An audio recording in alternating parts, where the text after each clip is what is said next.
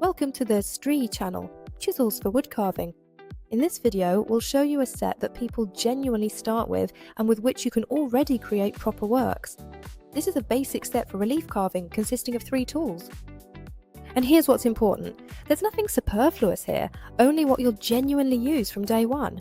The set includes a semicircular gouge of the 5th profile for removing the main bulk, a semicircular gouge of the 8th profile for depth and details, and also a 45-degree V carting tool for outlines and geometry. And this is already enough to create relief, a clean background, to form volumes, and even to tackle your first complex pieces. Perfectly suited for beginners. This is one of the best options to avoid spreading yourself thin over dozens of tools and to learn how to work with the basics. If you've already tried your hand at this, then this set covers 80% of the tasks in relief carving. Here, high carbon U8 steel with high hardness is used, so the tool holds its edge for a long time and doesn't lose its shape during work. Another point, it's suitable for both soft and hardwood. Subscribe to the channel so you don't miss new videos.